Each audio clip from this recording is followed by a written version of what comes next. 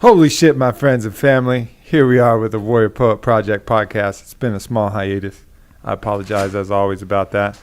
We got people interrupting us. Doesn't matter. It's all good because we're off to the races here with my man, Jermaine Andre. What is going on, my friend? Not much. Thanks How you for doing? coming out. I'm doing good, brother. Yeah, you're welcome, man. So I was just looking over there, and I see this NBA championship looking ring on your finger, but I know you don't hoop. Nope. So explain what that is. Well, for one, I'm too short to hoop, so you're right with that one. This is from the United States Martial Arts Hall of Fame, and I actually got inducted in. It says it on in 2012 on my 40th birthday. So as I was going over the hill and getting old, they gave me something to make sure I didn't get through the press. They said, "Look, we know you're an old dude, but well, maybe they just didn't want you to. They just didn't want you to fight him anymore. They're like, listen, they try to give me induct this guy. He'll stop kicking our ass. He'll leave us alone." Exactly. Yeah, for sure. So tell us a little bit about. Obviously, that's like it's like one of those movies, where they show you like the end part first, and then you got to go back to the rest of the story. Right. So here's the end part. You got a big old badass ring for the Martial Arts Hall of Fame, but there's a lot of fucking work to get along that path. So take us all the way back to the beginning, man. Ooh, well, when you say beginning, I'm gonna let you choose. I want the very like beginning. Big menu book. Yeah, I want. We don't have to go too slow, but I want to go all the way back to the start. Okay, well, I was born at St. Louis. Barnes Jewish Hospital. No, I'm just kidding. You're like, wait a minute. It's like, damn. We got a couple hours, not a couple days. Well, I tell you, I've been in the martial arts ever since I was a kid. And I was actually a fan. Bruce Lee, Chuck Norris, Jean-Claude Van Damme, and I used to play with the martial arts. And I even had uncles who'd been in the wars and stuff like that, and they would teach me things and stuff like that. But I ended up having to use the martial arts all the time to defend myself and to defend my friends. And so, I got good at it, because I play with it all the time. And next thing you know, I throw something, here goes a guy flying across the room. So I was kind of like, well, this stuff is working. So I started using it a lot. What were some of your childhood techniques that you liked? Sidekick. Sidekick was one of my favorite. And I always tell everybody. Chuck Norris. No, that was Bruce Lee more. Okay. Yeah, but no, Chuck, you're right. Chuck did throw a sidekick. Chuck threw a mean sidekick. Back fist and a sidekick. Yeah. But I even say today, I'd say to people, always to my students, I say, if God came to me and said, you only get to use one martial art technique forever, and that's it, it'd be a sidekick. Because you can attack with it, you can defend with it, you can kick and lean back, and then you can retreat. Fake, turn your head like you're scared, bam, throw a spinning sidekick. So it's got a lot of range to it, But the sidekick was my favorite. And then I started getting more into junior high school, and I was, as you can see, this is not a basketball, like say NBA Hall of Fame ring. I was shorter than everybody, so I started using my hands more. And I had an uncle who rose me in a lot of boxing also. So then I started hitting, and I'd shoot in and pick them up and slam them on the ground. So then I started kind of just mixing it up. Yeah. Early mixed martial arts techniques. Yeah. Early days. Yeah, it was, and I had a lot of street fighting that was happening, but I always was usually finding myself, standing up for my brother or something like that, and then you start getting that reputation, then everybody's coming after you all of a sudden, so I just kept developing and getting better and better. So you hone your skills in the streets, but eventually you started competing in some more sanctioned organizations, going through different, more traditional systems. So tell us a little bit about that. Well, actually, I saw the UFC on TV, the first ones when they first came out. Yep. And I said, I could beat those guys. I said, they're tough. They're not afraid. Yeah. You know what I'm saying? But I'm not saying a lot of martial arts getting used, And I said, man, I got to get into this. So then that's when I decided to start competing. And where this all happened at is, like I said, if the rabbit hole goes deep, you just call me Morpheus. You know what I'm saying? I got the blue pill and the red pill here. Which one you want to take? The red pill is the short story. The blue pill is the long one. I like a little bit of both, man. Right. I don't like to choose. Well, that's what I tell you what. The story with me, as I came up through high school, I actually graduated high school. Right when I graduated, I had a girlfriend who I was really close to, and her mom lived in Wyoming, and she was dying of cancer. And she wanted to move back with her mom. And so I actually moved with her. To Wyoming? Yes, to Wyoming. From St. Louis, Yeah. Now.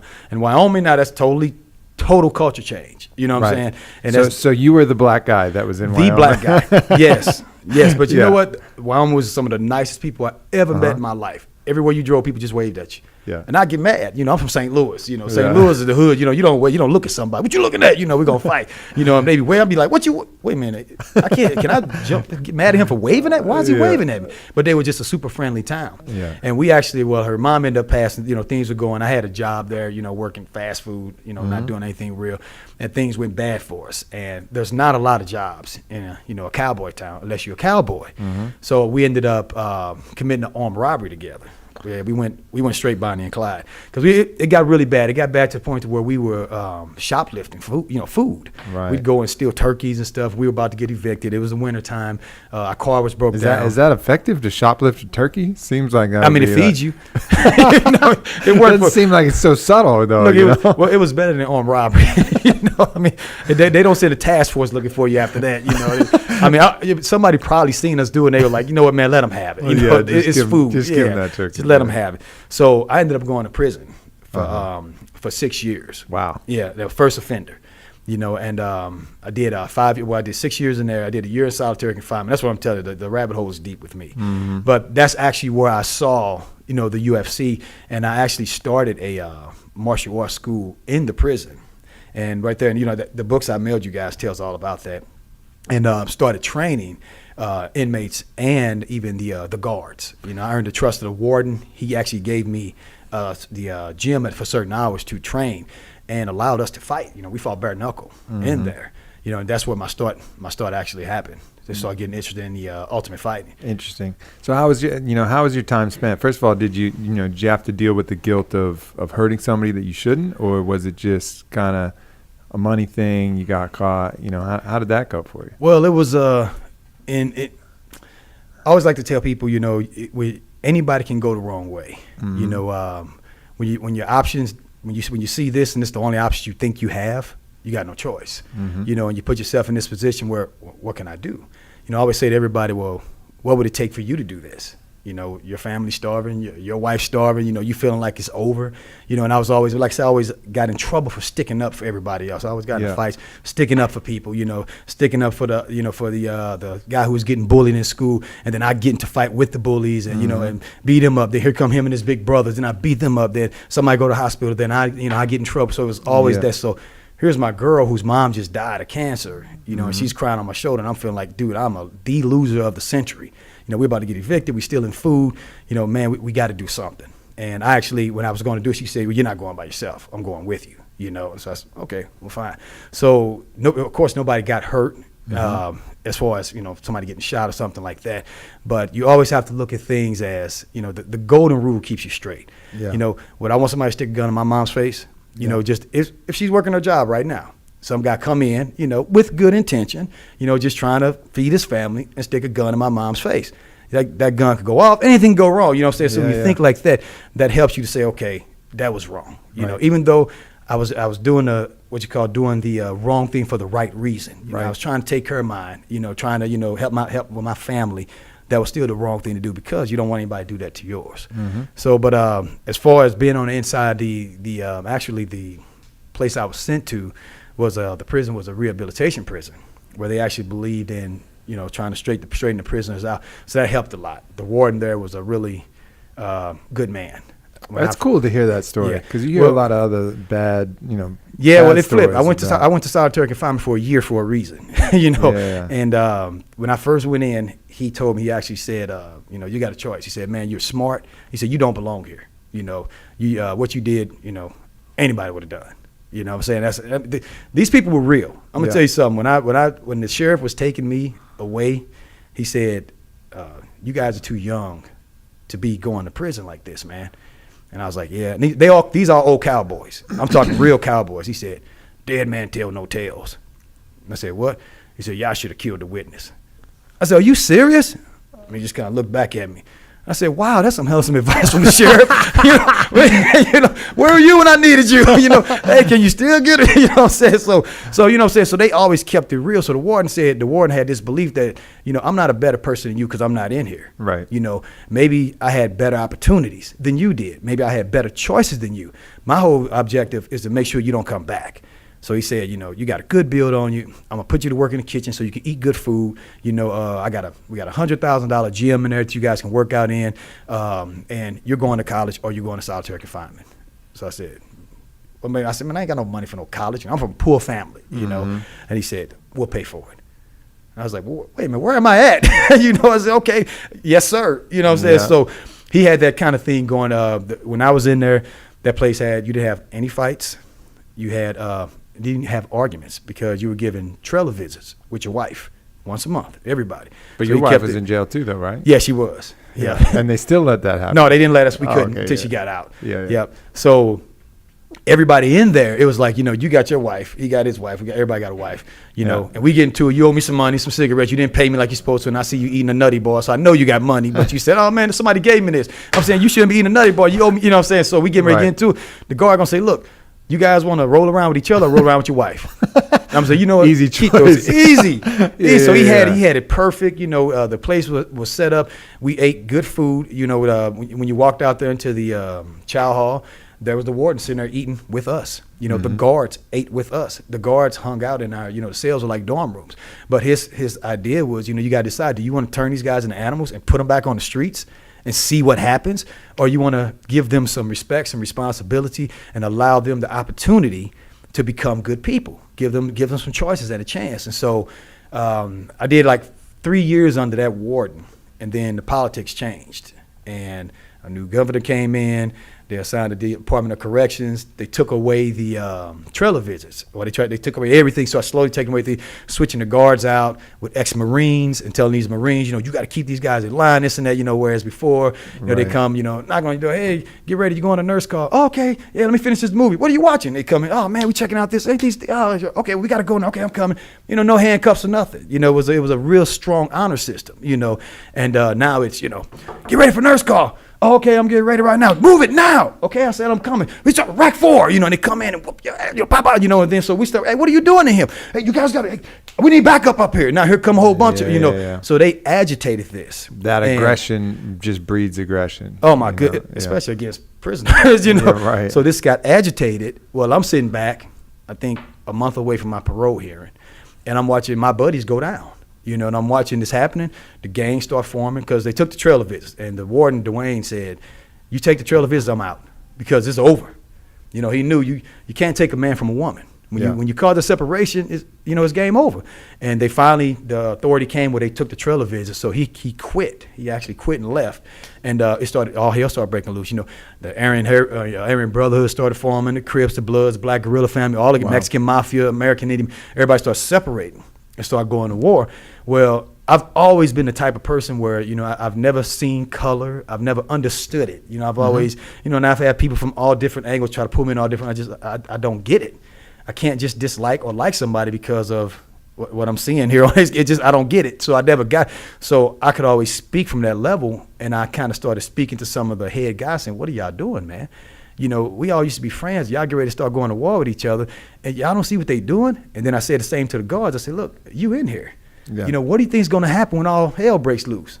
You got to be in here. They're not in here. They collecting $1 million money. You know what I'm saying? So I actually got the whole maximum, medium, and minimum yard to stand together in a peaceful protest. And so they did not like that. So they came in with dogs and shotguns and took me off the yard, put me in the hole for a year. Wow. It was pretty nasty. That's quite a fucking story. So that's the short red. What about solitary though? I mean, how is that? Because I've often that I had a good friend who went there for some white collar issue that he had, and they actually just stuck him straight in the hole because of some politic thing, which was weird. Wasn't even a violent crime, but he was in the hole for a couple months at the time. And the only thing they gave him was a Bible, and he wasn't religious, but being in the hole with the Bible for 3 months, he came out a religious. You come out religious, That's right. Because that was it. He had like a little bit of light in that one fucking book, and that's all he had. Well, I went to, you had what's called, and this you're gonna like this a little bit. It's called a pink cell, and it was actually painted pink. All the walls were, and this was the worst place you could go to. It was, and it was a cell. There was just there was no bed. You had a toilet in there, and you slept on the floor. You didn't get a blanket, you didn't get a pillow, suicide watch, as they call it. So you froze halfway to death. This is Wyoming. You froze in there, and you all you had was your underwear. Well, they put me in there. You're only supposed to be allowed to be in there for, I think 2 weeks. They put me in there for like 30 days, longer than they were supposed to. And then eventually I got moved. Like I said, that's the longer story of how I got moved. I went through some things in there in my mind and said some things to a guard and made some things happen. But they move you, then you get moved to what's called Supermax solitary confinement, where there's a tier of 12 cells. And you all are locked down for 23 hours, because they still don't have a lot of room in the prison, so they still have to put you on a tier, and you get an hour out to take a shower. You get to walk the tier to the shower, and you get to hang out. If you behave, they leave you out. And you got these little things called bean shoes. They put your food through. You see on TV. They slide your food in a little hole like a rat. Those stay open, and if they leave that open for you, that's like the shining light, because then you can see across the other inmates, talk to each other, and we all mastered. I'm talking like within 2 weeks, sign language. It was bad as hell. I came down there and I'm like, what are you guys doing? Sign language. And I'm like, how'd y'all learn that? They got class here, you'll learn it. And we all just, we learned how to do it, and the guards could never pick up on it from us because, of course they could see down the tier, but they couldn't see our fingers close enough. So we all mastered this sign language. We'd be signing each other, and doing stuff like that. But actually, I wouldn't take $1 million to take away my solitary confinement experience. Because when I went to solitary, I was 3 weeks away from a parole hearing, to go back to my, my woman, my family, everything. And me standing up like that, I knew that I was probably going to get taken out because it was, the system was agitating, and the new warden who was in, he was just horrible. He was one of the meanest guys on the planet. You know what I'm saying? And he was trying to take everything and everybody down. He's looking they were trying to lock the prison down. Right. We got these problems. We need this money to build a new place. You know what I'm saying? So I knew I was going down. But I said, I can't not stand up for my friends. I couldn't feel good not doing this. So I lost my parole, of course. But while I was down there, you get all kinds of things happening in solitary, burnings, I'm not people. Toilet paper and messing with the guards and all this. And Wyoming's old school. You got, AIM, American Indian Movement, Mexican Mafia, all these hardcore people down there. And all of them knew who I was because of what I had done. I led everybody in this, this protest. So everybody respected me. Well, I still, like I said, I wasn't a cop hater. I never hated cops. I never hated guards. So when they be messing with the guards, I just be in my cell, knocking out push-ups, shadow boxing, boom, boom, hitting the wall with my elbows and shins, just doing martial arts. So one time a guy asked me, he said, hey, Bam, and that was my name in the Bam Bam. Hey, Bam. I was like, yeah. He said, man, why don't you ever, F with the guards when we do? And I said, because they're not bothering me. He said, they're bothering you by keeping you locked up. I said, no, me putting a gun in somebody's face got me locked up. Right. And he's like, oh, no, bull crap. Well, they did this, and they robbed this, and they did this to your people and my people. I said, yeah, and our people did some things too. I said, but everybody came together to give us something where we shouldn't have to do that anymore. I said, so I'm not making them responsible for me. That guard didn't do anything to me. And I said, second of all, I said, that's the dude who's serving your food, you idiot. You think he didn't piss in it? When I said that, it got everybody's attention. And one of we had some old mafia heads down there. And one of the mafia heads was like, that's a good point, Bam Bam. And once he said something, everybody just started kind of listening. And so it came up to the point, and I said, I started arguing with the guy. I asked him, I said, look, man, I said, one thing I'm not about is about bullshit. I said, I'm just going to put it to you like this. Everybody sitting here, you got anybody you care about. For real. Now, let's cut the tough guy stuff. I said, we all down here in the hole. We the toughest dudes on the planet. We got terrorists down there, hostage takers, we got them all. And we all in here. I said, so let's cut the bull crap. I said, anybody got anybody you care about? Everybody, yeah, I care about my mom, my sister, this and that. I said, okay, if somebody broke in that house with a knife right now, I was going to cut her up and do everything to her. Who you going to call? And one of the guys said, 911. I said, exactly, the cops. So quit acting like I said, everybody quit being fake. You know what I'm saying? So everybody playing this little tough guy role. When it come down to it and you need help, you dialing 911, fool. So everybody down we supposed to, we supposed to be the realest people on the planet. I said, that's all we got. Is that we supposed to be 100% real. That's why we locked up, because we said, F this. I'm standing up and doing what I feel I should do. The last thing we do is be down here acting like some punks, you know what I'm saying, and picking on, female guards and dudes who just down here just doing their job. They if that's the case, then bust out or something, but picking on this guy. So that ended up, kind of setting a tone. Well, then they would hear me, like I said, I'd be working out. And one of the inmates happened to see me, because I told you we get out for that hour where they had what's called a day room, and I take a shower, and I was doing some katas and shadow boxing, and he saw me, which I was trying to kind of keep hid, because a lot of these guys, even though they knew who I was, they didn't know of me. I've been on the yard already. A lot of people knew I knew martial arts stuff. But that's not the kind of thing you want to do. You don't want people to think you're a badass in prison, because you're going to get challenged. Right. So he saw me, and he was like, and I went to lock down. He said, hey, Bam, why don't you show us something that you was just doing? I'm like, what? Man, I seen you. Who changed you? The Chinese? He start dropping all these names. You CIA? What's? I'm like, oh my God. Last thing you want is them thinking you a possible rat, undercover cop. So I'm like, oh man, it's over for me. They gonna take me out. So he's asking, and so everybody started kind of breaking in, and he started talking crap. They're like, what was he doing? He was doing that march. I'm telling you, man, the Chinese or something trained him. You from China? What? He's saying all this stuff. Well, he took over the whole prison, this and that and this, and he did this and that, and he took out 15 guards. Man, I ain't take out no 15 guards. The story getting better as you going. What I'm saying? So I'm like, oh, man. So everybody starts tuning in. And they want to do all that martial arts stuff don't work. So I'm telling you, man, he'll whoop your ass with that stuff. I'm seeing him. I ain't never seen nobody moving like that. He's just talking. I'm sitting there like, oh man, So then, of course, the old mafia head guy who with the quiet voice, he's like, hey, Bam, come on, man, just show us a little bit.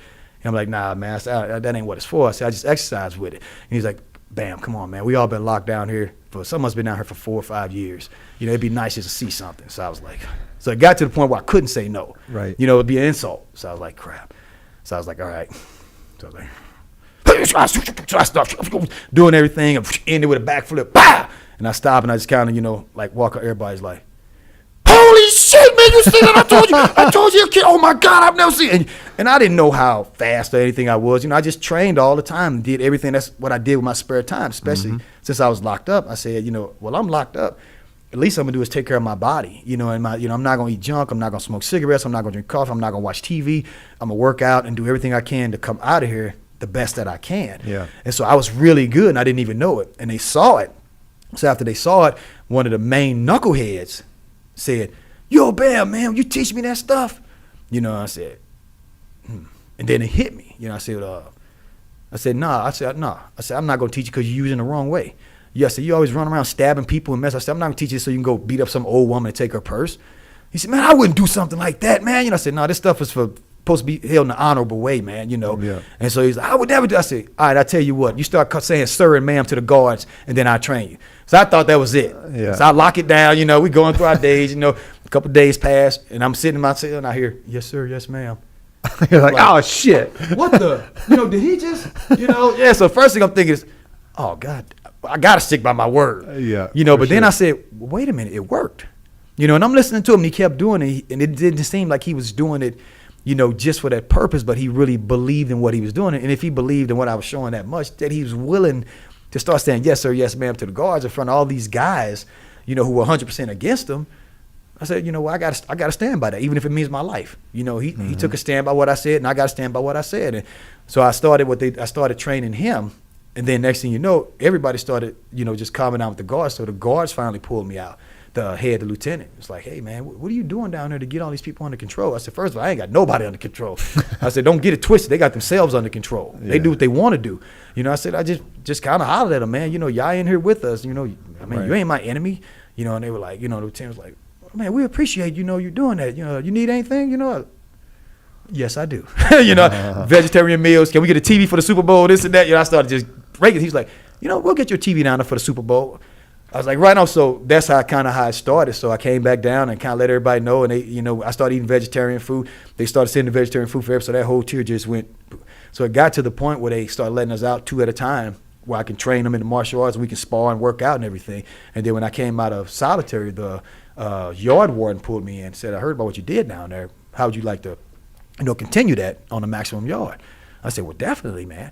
He said, well, I just want to make a deal with you. I said, what's that? He said, if any badasses coming who think they're badasses, can I send them to you? I said, oh, yeah. I said, please do. I said, you have to let us fight bare knuckle. Yeah. And he said, no, you're going to kill somebody. I said, no, that's not what I'm trying to do. I said, I'm not trying to break people down. I'm not trying to hurt them. I'm trying to help them to get real. Everybody coming here with that bullshit because I came here with that bullshit to the guards, put it on me and whoop my ass one day, with clubs and grenades and everything else. And the lieutenant told me, Jermaine, no, you are a badass and we look at you like that and we will always approach you in that manner. And when he said that, I said, thanks. You know what I'm saying? But it made me get real. You know, okay, I am a bad, so I can't be, you know, putting myself off like this, or somebody gonna put a bullet in my head. You know, so I said, I'm just trying to give them that same thing, that all this stuff you bring in is bull crap. Let's find out what you really made of. And I said, you know, and they're gonna have to hold respect. You know, if any of them get any write-ups, anything I see, anything weird, they off the team. You know, and so the warden was like, you got it. You know, we'll even we'll set a ring up and let you guys have some fights sometimes and stuff. So that's where we started at. How many fights do you think you got in under that system? Oh my goodness. Well, I had an actual boxing match with gloves in the ring. They actually used to open up the whole system and let the town come in and watch us box. But as far as bare knuckle, that's what we did almost every day. You know, and we'd get up and run, we'd get up and train, we'd lift weights. You know, we'd lunge. There was this. We took every dumbbell on a rack and put it out for lunges. And I just said, see where you can make it. You know, 10 sets on each one, and we just climb and climb and climb, and then we kick each other to death. And then at the end, we'd wrap up with just hand wraps, and then we sparred. You know, and of course, I was always the best. You know, and I always tried not to bruise people's faces, so that's why we kick the legs and everything and take them out, just tear their legs up and stuff. But when they wanted to move up to instructor rank, then they had to actually fight me bare knuckle. And so that ended up kind of nasty sometimes. You know, like I said, I was never trying to intentionally, you know, hurt anyone. It's a fucking bare knuckle fight. It's the martial art. It's the martial arts, and I had to show you reality. You know, that's one thing they had to know. I mean, one of my guys one time asked me, "Man, does that bull crap with hitting people in the throat work?" So I said, "Pow!" I hit him in the throat. He's like, "Man, what'd you do that for?" I said, "You asked me if it worked. You could have answered." I said, "But you wouldn't have believed me." You know, okay, I could have said, yeah, you're right, I did ask you. You know, I said, but now, what's your favorite technique? Yeah. Hitting the throat. I said, exactly. So now you know you got it if you ever need it, you know. I always want people to have a sense of reality while we're in there. I think, you know, that's one of the reasons I tend to get along really well with, you know, a lot of fighters is even fighters, obviously your situation was on the extreme end of that, but even the people who are training to go into a cage fight, be it amateur or pro, you're facing a lot of your own demons when you're doing that. Yep. You're finding out what's really inside of you. You know, all of these ideas and things that you have in your head about what you are, what you want to be, what you think you are, what you're doubting about yourself. You put that shit to the test. And if you pass that crucible, you know, you come out a different person. And it's the same with some of the plant medicine stuff that I do as well. I mean, going to a serious, you know, ayahuasca journey or a boga journey, you're going to see what kind of shit you got inside. Yeah, you're gonna see you. You're gonna see you. Yeah. and anybody, you know, one way or another, I think everybody needs to have some system that allows that to happen.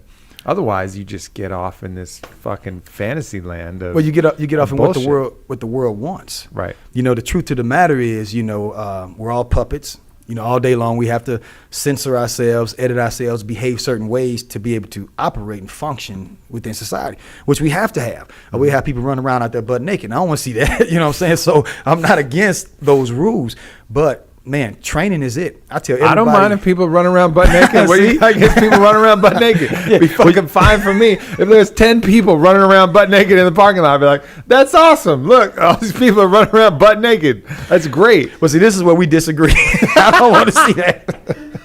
Now, wait a minute. There might be some girls I don't mind seeing. But that's as far I don't as mind. Let them all. Let all the crazy animals out there running around naked. So, but I always tell everybody, you want to find out what somebody's truly made of, train with them. Yeah. You know, I say that when people, martial arts students come in, I'm going to find out everything I need to know about you in, you know, a 45-minute session. When I work you out, I'm going to find out what you think about yourself, if you give up, if you quit, you know, if you're a learner, you know, if you're arrogant, if you're humble, you know, you're going to find all that out when you start getting fatigued. When you start getting fatigued, that's when the real deal come out, man. You know, you start realizing. For sure. So this is like the ultimate fertile training ground for a young tiger. So you come out. Wow, that's funny you said that. Did you read the book yet? No, I have the book. So did you look at the cover? I looked at the cover. Because we were called the Muay Tigers. Yeah. Yeah, I saw that. So, but then you came out, and then it's time to, you know, to step it up. So tell us a little bit about your career, some of the highlights, some of the things that went from there. Well, the first thing you have to understand is why I fought. And that's a really fun one. When I was, you know, of course, when I had my martial arts school in there, to me, a student was like family. That was blood. And I had a lot of great students. And there was actually one of them who asked me, he said he wanted to fight. He said, man, you know, it was actually the one who, the first one I started training. And his name was Tony. the first one I started training, and he said, do you think I could be a champion? Well, he was a guy he came from a horrible background. You know, his mom was, you know, she was on the streets and stuff like that. He'd been around these horrible guys that beat him all the time and treat him really bad. So he hated men. Mm-hmm. So I said, if, number one, you hate men, you know, so you destroy them, you know, because you don't want to let any man beat you. Yeah. I said, so, and you got tons of talent, tons of skill, you're strong. I said, yeah, you definitely could be a champion. Well, he said, well, man, how would I get into it? Do you have connections? I said, no, I came here when I was 19 years old. No, I don't have connections. I said, but, you know, I said, all you have to do is come out and just start fighting. And so the conversation happened. Well, what happened was I told him I'd start fighting. And we actually set a plan. And it was for me to come out and start fighting. But I said, you know, it costs to fight as an amateur. You don't get paid until you make it and become something. I said, so, you know, I'm from a broke family. You know, when I come out there, I got nothing sitting waiting for me. It's zero, you know, or less than zero is where I'm starting. You know, I said, but I'll start fighting if that's what you want to do, because I'm really interested in continuing the school so that not only when you guys come out, you got something solid to come to, you know, if you want to fight or whatever you want to do. And for people even out there who want a good sense of some really real martial arts that come from a real serious, strong fighting background, you know, so I said, it's a good idea. So I said, I don't want to be a fighter though, but I'll fight. You know, I'm the sensei. And when you come out, I'll put you into the fight game and I'll pull out. Well, so I'll have a part-time job, be fighting, amateur fighting. You know, when he comes out, I go to pro or big-time fights, quit my job. He works the jobs, pays the bills. So we had that plan, and it happened just like that. I came out, started fighting. He came out. I got him a fight. But then he ended up going back to the streets, you know, and getting involved in bad stuff. You know, which, of course, I wasn't having that around me at all. Yeah. And so the chain was broken right there. Then I actually had another one who was one of my top guys who was supposed to be coming out probably a year behind. And he was actually the money guy. Like he had been in there for about 15 years. Wow. And he always, you know what he went to solitary confinement all the time for? Making money. They hated him, and he ran lottery, so cigarette, and it was all good, clean stuff. You know, he didn't do drug nothing, but he was just the money man. Yeah. And so he's supposed to come out and, you know, start financing and getting everything together on the money side. Well, he ended up pulling an escape for his wife, you know, which I don't know how I'm gonna get mad at him for what I did for mine, you know. So right. And he ended up getting caught and got thrown back in, you know. So I'm sitting out here like, it's just you. Yeah, what the hell's going on, man? You know, so now I'm stuck in this fight game. But I had actually, when I came out, I started training under Ron Smith in Muay Thai kickboxing. And Slava from Russia started training in Russian Sambo. So now, you know, the code of honor in the martial arts is buried into my soul. That's all I've got. And so now my loyalty's boom to them. So I'm like, okay, well, I got to keep fighting. So I kept fighting. Plus, it was good that I had the fight game, you know, because I don't know what else I would have done, you know, for honestly. You know, so I just kept fighting. And one day Ron Smith said to me in a conversation, he said, man, wouldn't it be cool to be the world champion? You know, and I was just kind of like, you know, yeah, I guess so. And then he kind of walked in. He said, yeah, it'd be cool to be the trainer of the world champion. And I was like, I said, is that right? Okay. You know, so that put me on a mission, you know. So boom, I started kept fighting, and worked my way all the way up to the WFA middleweight world title shot in Las Vegas and took that. But nice. So which organization is that? World Fighting Alliance. World Fighting Alliance? Yeah. And what are the rules of that? It was MMA, the same kind of rules as UFC. And it was actually, you remember John Lewis? You might remember him? Yeah. Old school. So. Yeah, old school UFC stuff. Yeah. But, you know, the UFC bought the WFA up. Okay. And they actually were still using the WFA for like a bunch of pro fights. But I was on there. It was actually the first MMA show that ever happened in Las Vegas, the first sanctioned MMA show. And I actually won the first sanctioned MMA world title in Las Vegas. Nice. And this belt, I'm telling you, you know, you have to look at my website. It is no joke. It's all real stuff. It's heavy. It's probably about 20 pounds. It's got snake skin on the back. It's got real jewels in it. It's bad, man. Yeah. It's like, yeah, right on, man. So it was a nice belt. But that was, you know, I fought in Japan. I fought in Hawaii. I had you know, and when I was fighting, everything was new. You know, the UFC had just came out. So the UFC wasn't the top league yet. You know, you had the WFA, you had rings. I fought a lot for rings under Monty Cox. You know, we fought. You know, I fought in Japan. I fought in Hawaii. I fought in Canada, and it was fun, but it was depressing at the same time because here I go to Japan and fight, and everybody knew I was, and you know, Billboard was supposed to come home, nobody knew who I was because you know it wasn't legal to fight. You know, you couldn't fight in Missouri. Sure. We could fight in Illinois, but not in Missouri. And then they weren't airing anything then. You know, they film it. but they show it in Japan or something. You know, it got shown somewhere where, you know, you couldn't even see it in America.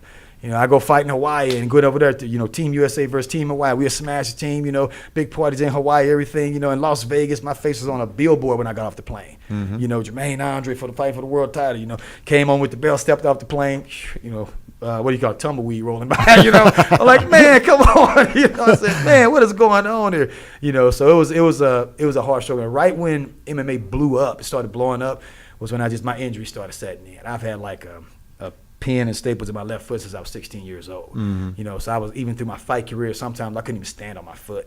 You know, I even developed my Muay Thai front push kick where I'd stand on that back leg and, you know, just paw with that left leg like a jab, because sometimes it would go numb, you know, in the fight where I couldn't feel it. And I'd be like, oh, crap. So I just go here, you know, just start kicking to keep them off of me. Yeah. So. Man, that's a hell of a story. One thing that seems consistent is you developed a certain type of ethos, you know, like this kind of code of conduct for yourself that kind of seemed to forge when you're in prison. You know, tell us a little bit more about like what your ethos is, because I think that's a super important thing to have, like something that you fall back on when things are in question, you're confused, you're tired, you're pushed to your limits, you know, to have that code that's this unbreakable thing that you know that, you know, that's just something that is not in question anymore. I always followed a lot of the samurai code. You know, I've always felt that like when I fought, I was a slave, is where I put my mind. I said, this is, you know, Jermaine Andre, you're a slave to your teachers and trainer, to Ron Smith. You know, you sacrifice everything for them. Nothing else matters.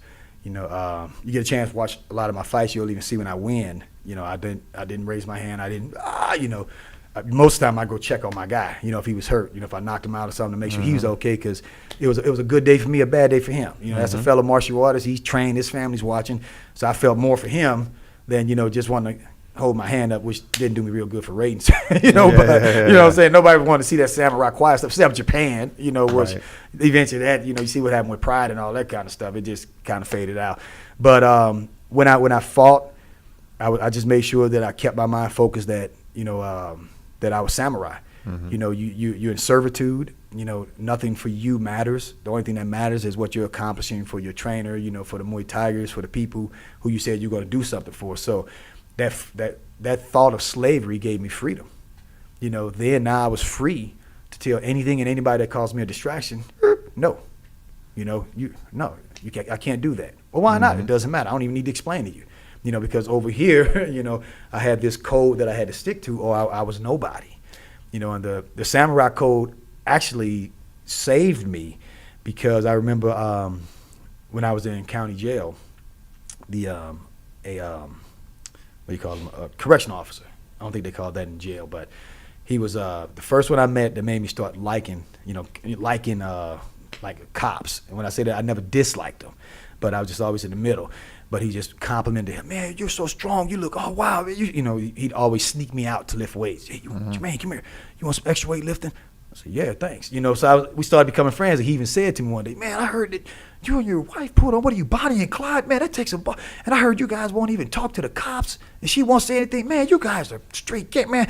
If I had friends like you, you know, and I'm just kind of like, wait a minute, you a cop. You know what I'm saying? But he's being real with me, you know. So I'm just kind of like, you know, and so we started connecting. And then he said to me, he's like, man, you straight samurai. You know, I was like, what? You say straight samurai, man. You know samurai. And I was like, He said, man, I'll get you some books. And so I started reading, you know, and learned a little bit. I'm like, oh, this is dope. I'm digging this. So I can be I said, I can be a badass.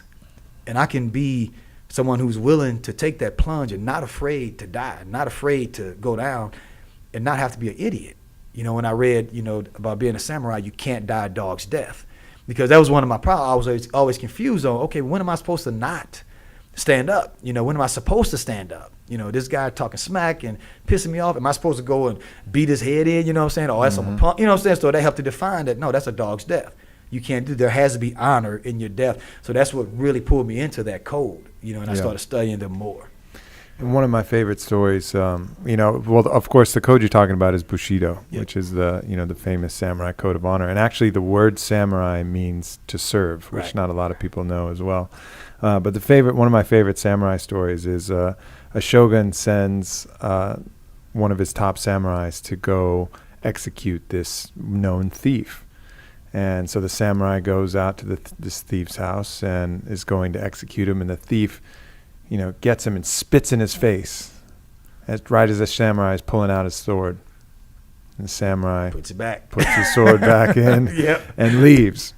Comes back again next week, and the thief tries it again, spits in his face, and the samurai just keeps on going. The thief's like, "Hey, wait, what happened last time? I spit in your face. You left." She said, "Well, last time I was angry," and then he takes the sword and cuts off his head, because the code of the samurai was that he could not commit violence in anger. Right.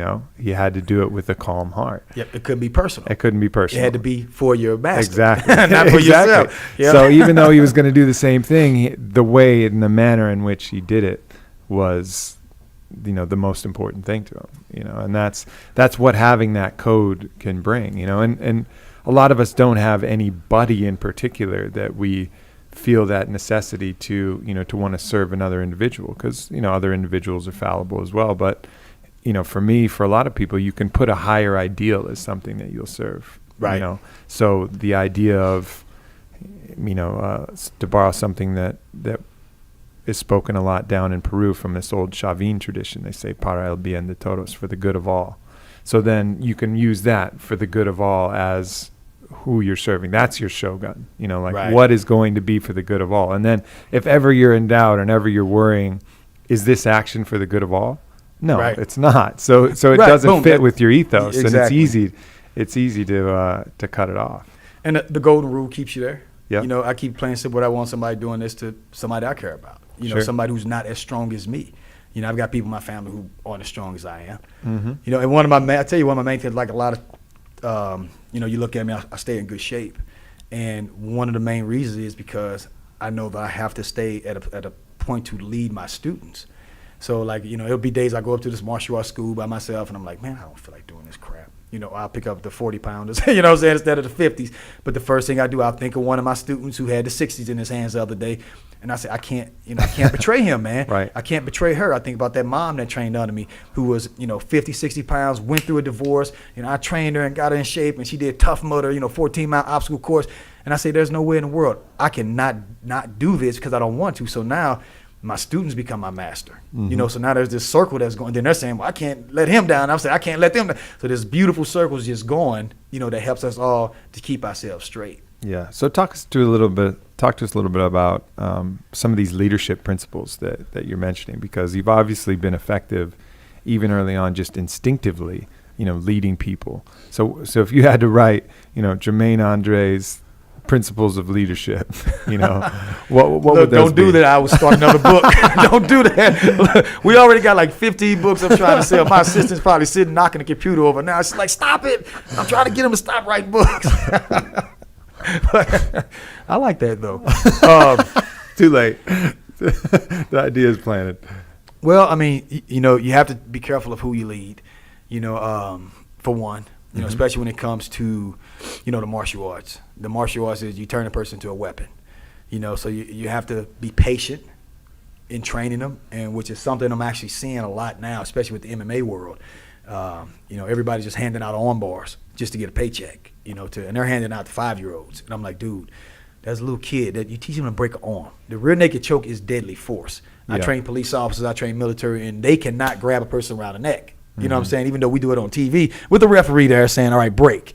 But I say you got to be careful showing these kids that, man, because they're going to get a hold of somebody and, and do this. So you have to slowly train them and discipline them and things like that, So anytime you're taking up a position of leadership, number one, you have to feel a very strong sense of accountability towards whoever you're leading, of what they're going to do with whatever it is you're teaching them, And then, of course, I try to say, don't try to get somebody to do something that you're not willing to do. But in saying that, I have to be careful because there's a lot of things I can't do on computer. There's a lot of things I can't do, what I'm saying? Right. I need somebody to do it, and I can't do it. So, when it really comes to it, that sounds good. Not necessarily that you can't do it, but that you wouldn't do.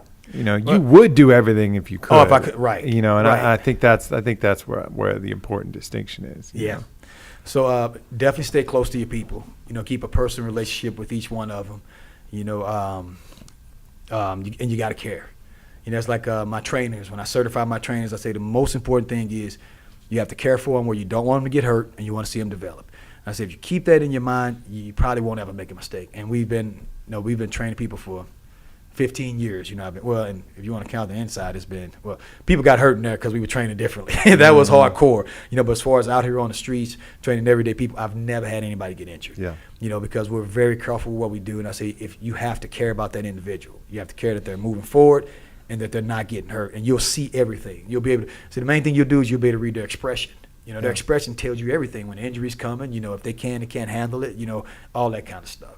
So that's a few of the things, you know, the most important things about leadership that I put out there. You know, that last one seems simple, but it's not. No, it's not. Really caring about someone. It's really easy to see. It's time-consuming. And it's easy to see someone as their function. You know, okay, this is my student whose function is paying me, who's, you know, so the reward is for me to keep him as long as possible paying me, you know, rather than like, and you don't do that consciously because you sound like a sociopath when you're doing it consciously. But like, it's easy for the brain to think of people in function, like this person is this function, this person is this function, rather than this is a human, an imperfect as we all are, who has these dreams, aspirations, goals, struggles, challenges, and like really connecting with them as a human. Or it doesn't even have to be a human. It could be an animal, a horse that you're riding, or a dog that you have in the house. Like connecting with them, not as their function, like, oh, you're my means of transportation, or you're supposed to be my friend, or blah, blah, blah, but really connecting with them as an individual, autonomous being. Yeah. Or even looking at the fucking earth. You know, I think about all of the people who do these, you know, horrendous environmental catastrophic things to the earth. And I think about it and it's like, if they really actually cared and loved for the earth, they wouldn't do it. Right. You know, because only a complete psychopath would hurt someone or something that they love. Taking care of them. Right. That they love. Care of them. Exactly. So, but instead they see it as a function.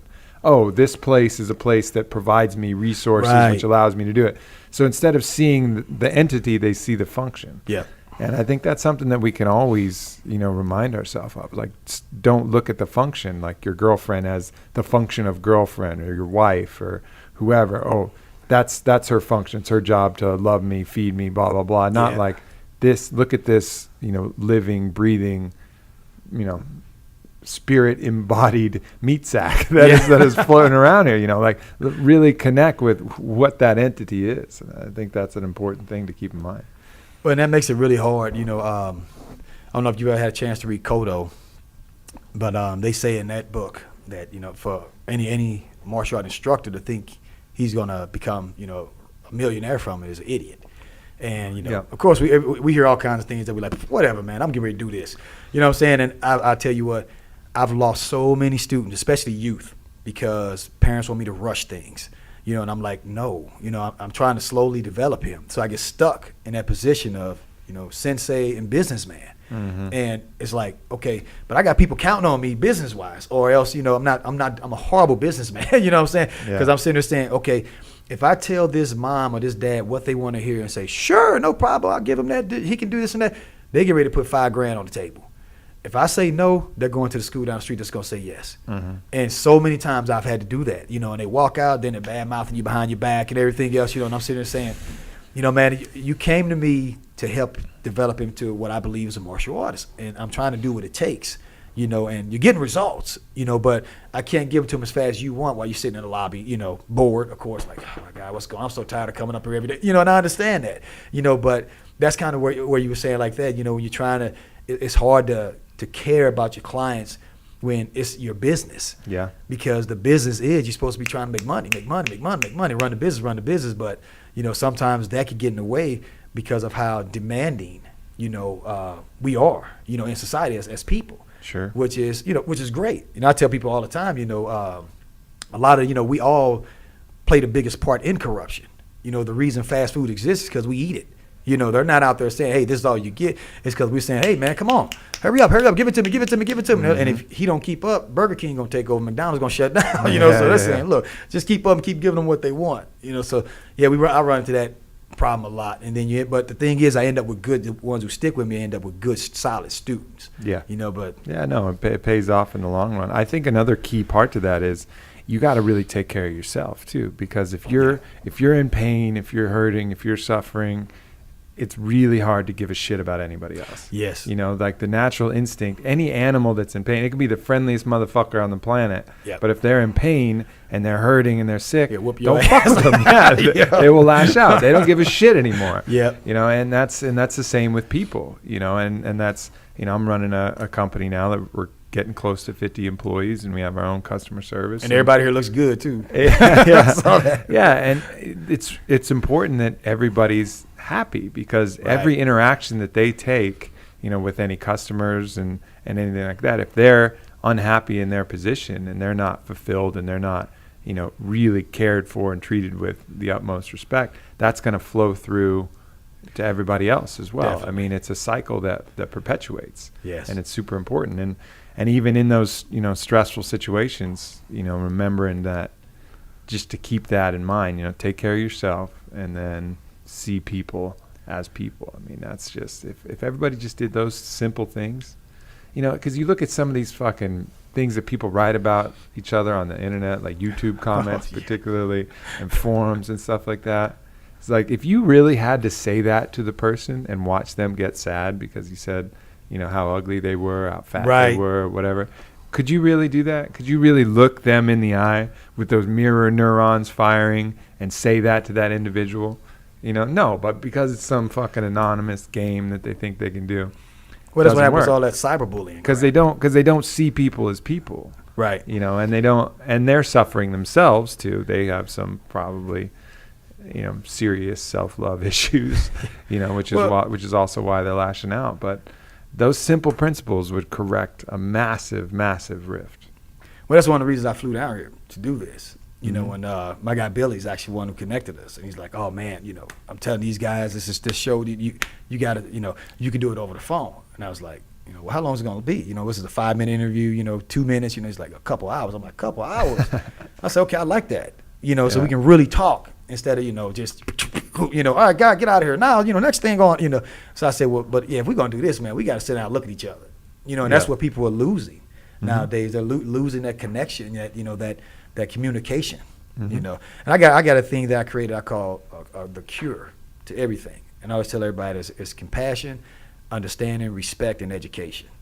And then I say, whenever you meet somebody, first just have compassion for them automatically. And think to yourself, I have no idea what he's been through. I have no idea what he's been through. I have no idea what he's been through.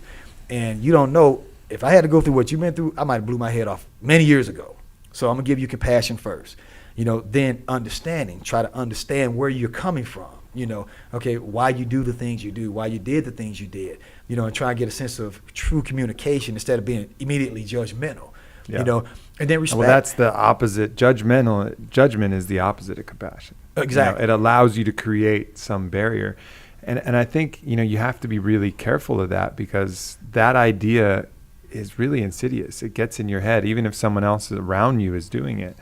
I remember I was on a medicine journey down in Peru, and someone there was saying, awesome person, but had some judgments that he was carrying about some other people, and he would mention them, and I really respected this individual. And so even though I wanted to reject those judgments, they had found their way in my brain, you know, and so his ideas and his judgments about these people, I was like, it would sit with me uncomfortably. I had to like actively work to try push that crap out. Try and remove it's like a them. virus, yeah, man. It is. So, you know, you got to be careful. Like, you can really easily poison the well with somebody, you know.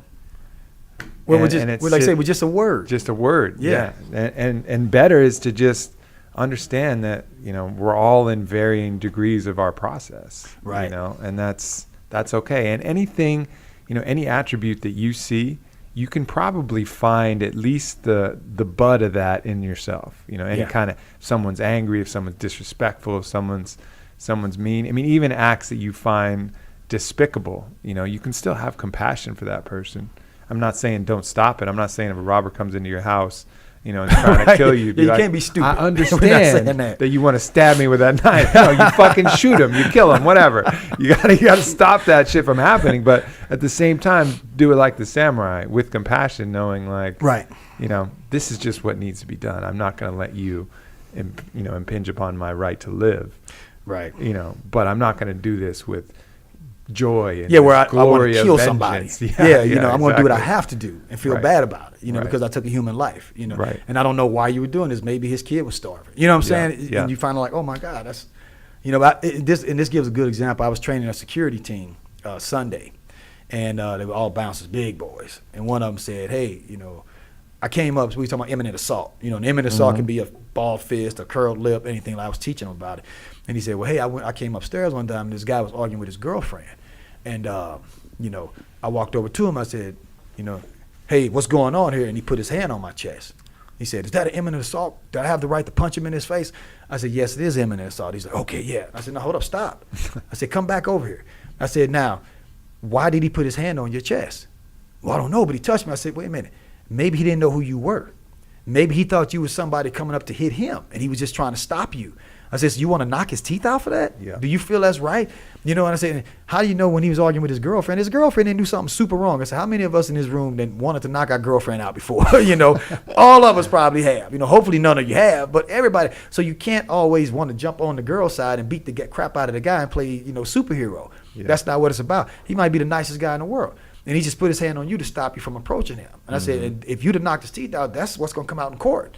And the jury gonna look at you as big as you are. This guy's standing 5'3". Even if it doesn't come out in court, what's right? Exactly. Like what's right. And some people, I have some buddies who are great street fighters, and it's fun and tempting to just kind of go along with the stories. But right. I know that there's some people who are getting their ass kicked that really shouldn't have gotten their ass kicked. Definitely. Just something that would have been really easy to just be like, okay, whatever, dude. Right. And just walk away.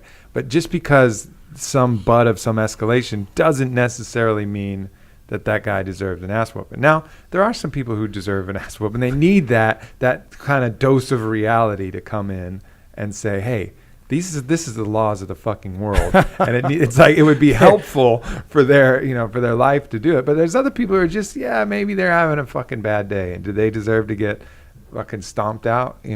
Probably not. And being able to discern those situations where it's someone who's just going to antagonize people indefinitely until someone says, all right, motherfucker, you're about to learn something now. Yeah. Like, here, I'm taking you to school, not because I want to, but because you need to go to school, versus somebody who's just at the wrong place at the wrong time and just gets his shit beat out of him. Well, I always remind them, I say, who wins a street fight? So I always ask, it depends on who's the biggest. I said, no, nobody. Yeah. I said, because if you whoop somebody's ass, they're going to go get their daddy's gun and come back and blast you later. Mm-hmm. Probably when you walk into the store with your daughter, when you don't feel so tough. And that always hits them right there. And a lot of times that's what it takes. A lot of people just don't have, and that's why I say the education comes in. When I say that, and I say things like that, guys, you got to think that if you end up getting into a fight with this guy, that might come back around 5 years from now. Right. He going to remember you. You knock his teeth out, you crack his head open, he's not going to forget you. And then you're going to become go to church and get your degree and everything you were trying to do while you were here as a bouncer. And now you made it happen, got your home, got your wife, 2 kids, and he's still missing those teeth. And he going to run into you, and guess what? Now what? Oh man, I don't want to fight today. I didn't want to fight that day. So right. Now what? So when I put it to him like that, that really helps him to start thinking about it. Because a lot of people that just, you got to say, is compassion in people or is it taught? Can it be learned? And I don't have an answer for that right now. I've always had compassion. I had a situation actually when I was locked up, a guy, Aryan Brotherhood, attacked me from behind. He had a big giant padlock on a weight belt and cracked me in the back of the head, while I wasn't looking. Well, it did absolutely nothing to me. And I turned around and looked at him. He was just like, now you mother, get in here. And I beat the crap out of him, And I remember I had his head. He was, here, knees, elbows, everything, because he didn't know how to fight, And I had his head, and I was looking at the edge of the desk. It was just like this. And I said, I have the right to kill him because he just attacked me from behind. I'm bleeding. He's got the weapon in his hand. And I looked at him and I said, I've got in front of me a hurt creature that can't defend itself, and that's all I saw. There's a hurt creature, and I felt sorry for him, even though I had done it. He'd attacked me, and I set him down, and let him go, and I just kind of looked at him, and I was like, I said, and I thought again, I can knee him in the face. I can really build my rep up big, just beat the crap, and I can kill him and get away with it and win in court, and I couldn't do it, Yeah. And I said, man, can you walk back to your cell? yeah, I can make it, man. I think you broke my rib. I said, all right, well, man, come on. And I helped him back to the cell, so we wouldn't get busted. You know what I'm saying? And we ended up getting busted anyway. But I don't know if you can teach somebody that, or if it's automatically in people, or if they just, what will somebody do when you got the right? Like you say, this guy comes to your house. He's got a knife in his hand. And you say, hey, mother, and he said, okay, don't shoot, please. And you got every right to blow him away. Mm-hmm. What are you going to do? Right. And we're dealing with a lot of that right now in St. Louis. Everybody's running around CCW this, I got my concealed weapon. I hope Ferguson does this. I'm going to this. I'm going to that. I'm like, dudes, where's y'all heads at? Yeah. You want to see a war break out? Okay, that's going to be cool for you when you winning. But what's going to happen when the end of the barrel is pointed at your daughter? Right. Or your mom or your sister, somebody who don't want to be involved in the middle of this crap. Quit thinking about your ego and think about those types of people.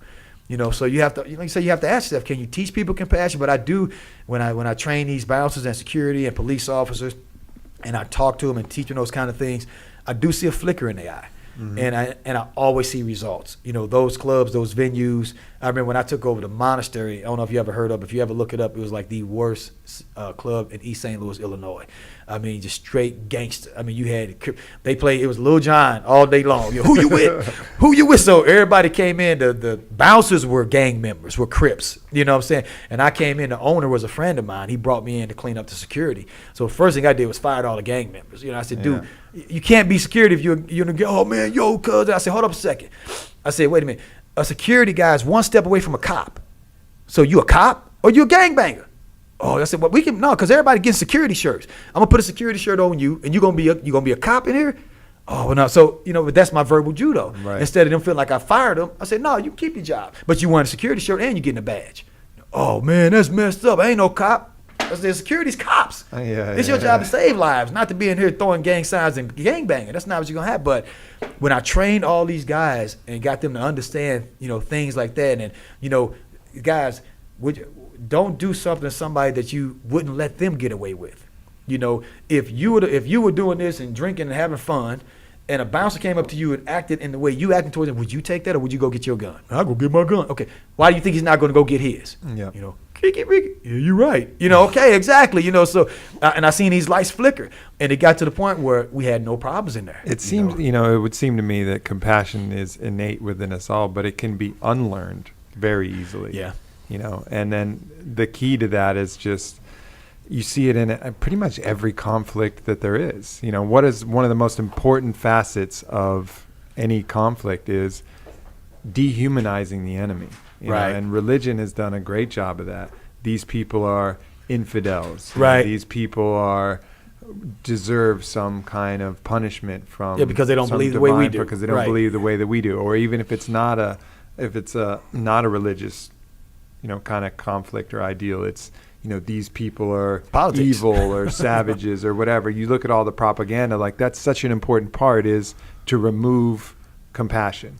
Right. So that and place judgment, remove compassion, which allows this fertile ground for combat. Yeah. And that's the same with racism. It's the same with every different other aspect that you can look at. Even a rival gang. Oh, these people are that person. This is a blood. This is not a dude who just happened to be in that neighborhood that was red rather than this neighborhood that was blue. Yeah. And we're all the same fucking, we're all struggling from the same thing, Yeah. But that judgment allows you to remove compassion, which is the only way that, we can do it. And I think the mere fact that all of these mechanisms to remove compassion are always in place when you do see conflict, to me means that we are born with compassion, because you have to remove that in order for conflict to ensue. I like that. Judgment removes compassion. Yeah. I like that right there. Well, man, this was awesome. We're going to have to do this again sometime, my brother. That was just the blue pill. That was it, man. You get the red pill next time. So tell us a little bit about your books, where people can find you, everything like that. Well, JermaineAndre.com. Is where I'm at. JermaineAndre.com is a place to find my books. I've got a really good book out right now called ICE, Intercom and Explosiveness.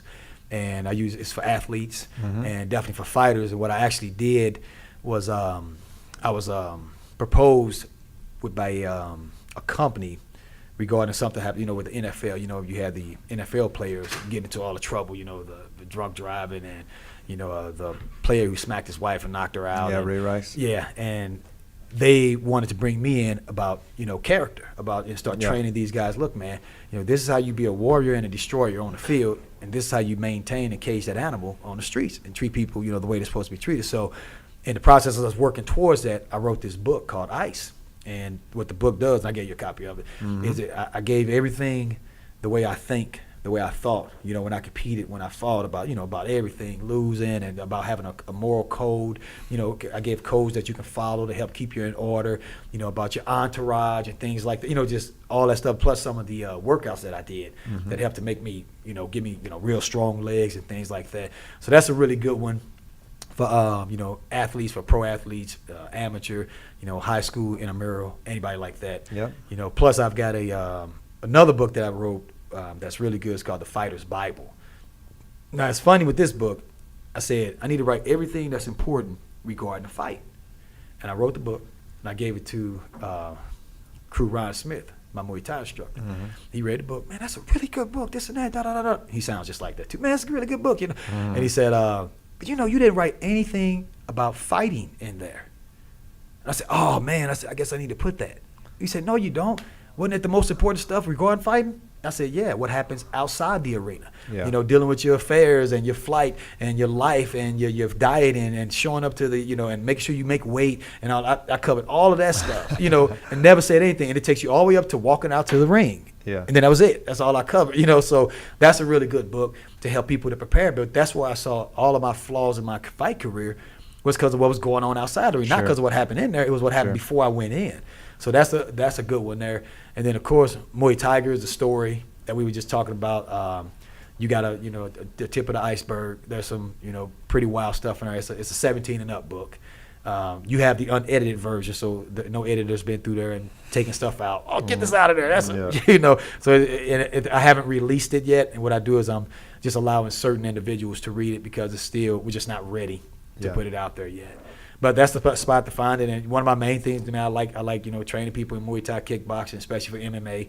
That was what I used, in my MMA fight game was, Muay Thai and sprawling. Of course, I knew Jiu-Jitsu and Russian Sambo, but my main thing was to knock people out. And my passion is security, police, bodyguards, because they're the guys who are out there putting themselves in position to protect others. Yep. So they need to be the baddest, and I haven't said this yet, motherfuckers, in the world.